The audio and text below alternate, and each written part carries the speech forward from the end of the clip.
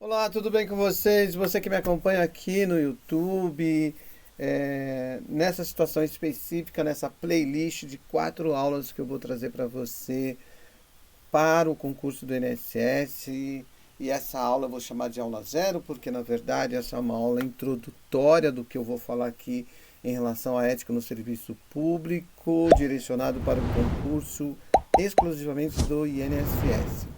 Bom, o primeiro ponto que eu quero te chamar a atenção em relação à banca, no caso da CESP, é que por vezes a CESP gosta muito de saber algo mais sobre você no teu conhecimento. Então eu tenho aquelas perguntas dentro da banca que todo mundo vai acertar.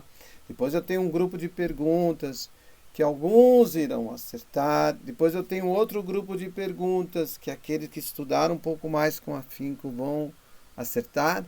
E aí eu tenho as perguntas que eu gosto muito de dizer, que até já falei com o professor Tanaka uma vez, com o professor Wilson aí, que dá também essas aulas lá no canal, lá para o Eleva Concursos, é que eu tenho as questões seletivas.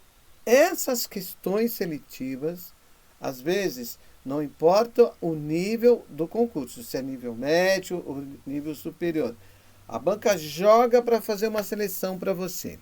E quando você estiver diante dessa observação, principalmente quando a CESP fala assim, julgue o item a seguir ou julgue os itens a seguir e não fala para você da onde é para você fazer esse julgamento. Ou seja, essa comparação em relação à pergunta que ela está fazendo e, e o que ela está fazendo, ou seja, de onde é que ela quer a resposta.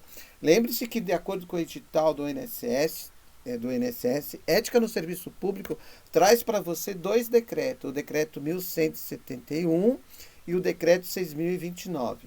Só que você também tem certas observações éticas que tem que ser olhada para a Lei 8.112, por exemplo, que tem que ser olhada para a Lei 8.429, que vai tratar da improbidade administrativa, a Lei 8.112, que é o Estatuto do Servidor Público Civil da Administração Pública Federal, como um todo, serve de um parâmetro para aqueles que não possuem esse estatuto podendo ser aplicado, inclusive. E ali também eu tenho deveres, proibições. Esses deveres e proibições estão ligados à palavra ética como um todo. E aí você tem também na Lei 8.429 falando alguma coisa de improbidade administrativa, assim como você também vai ter em outras normas que regem essa conduta desse servidor público que vai estar praticando os atos da administração pública.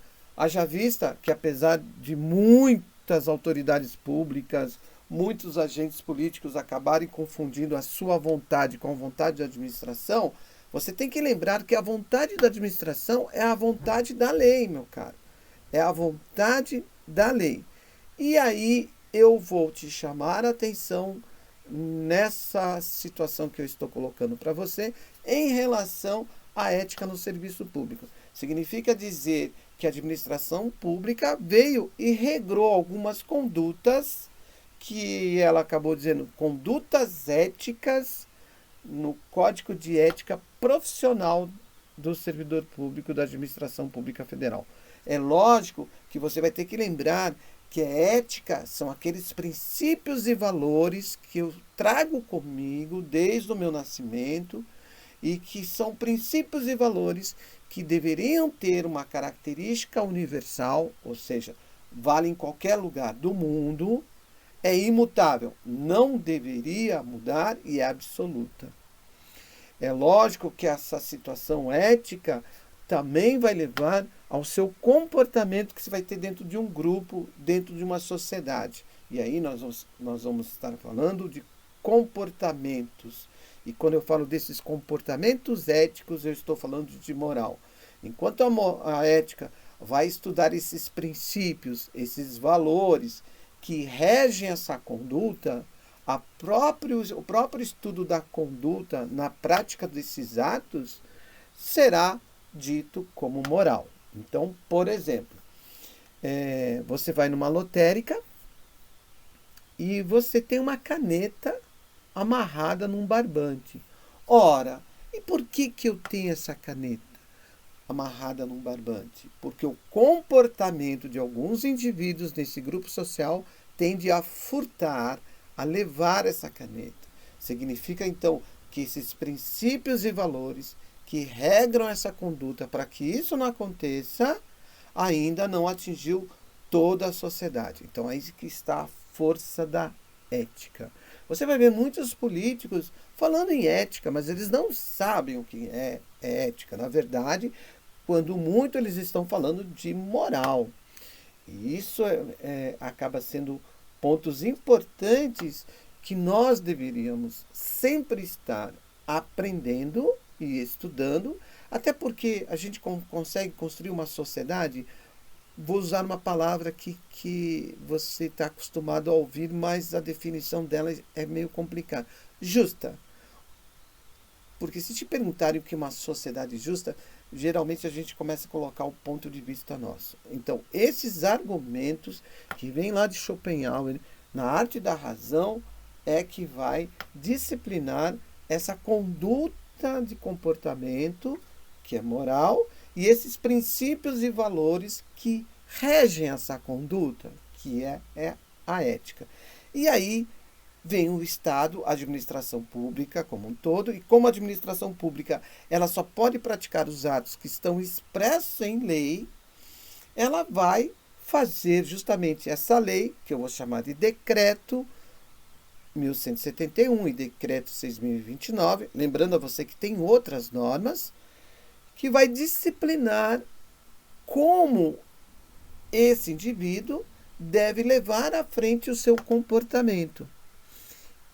Haja vista que, quando você faz concurso público, muitas vezes, para determinados órgãos públicos, além de você ter a Lei 8.000, além de você ter esses decretos regendo você da administração pública federal, você pode ter o código de ética interno daquele órgão, como ocorre da Caixa Econômica, por exemplo.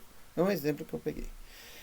E aí eu vou falar para você nos próximos vídeos. Eu vou ter um vídeo que eu vou falar do decreto 1171. A gente vai ler junto esse decreto, vai ver se destaca alguma coisa.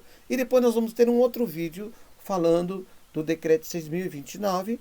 E daí um outro vídeo para finalizar, onde eu vou resolver 5 exercícios e eu quero te chamar a atenção numa pegadinha que já aconteceu em prova, que acaba derrubando os candidatos, até porque quando eles acabam estudando um pouco de direito constitucional, eles têm uma informação lá e isso acaba sendo trocado pela banca quando ela faz esse tipo de pergunta, que você vai ficar curioso e vai me acompanhar todos os vídeos.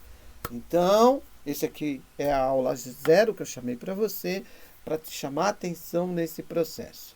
Lembrando a você que é de suma importância que você, ao chegar no dia de fazer a prova do INSS, tenha lido algumas vezes o decreto 1171 e o decreto 6029.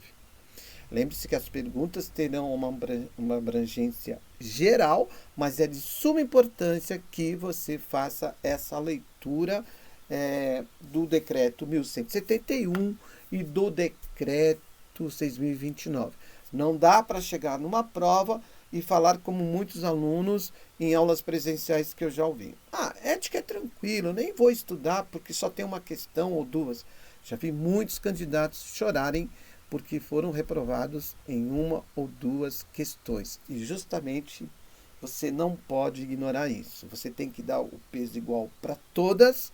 E se você me perguntar quantas questões você tem que acertar para passar, eu já te digo de antemão, todas. Sempre pense em todas. Todas terão a sua importância.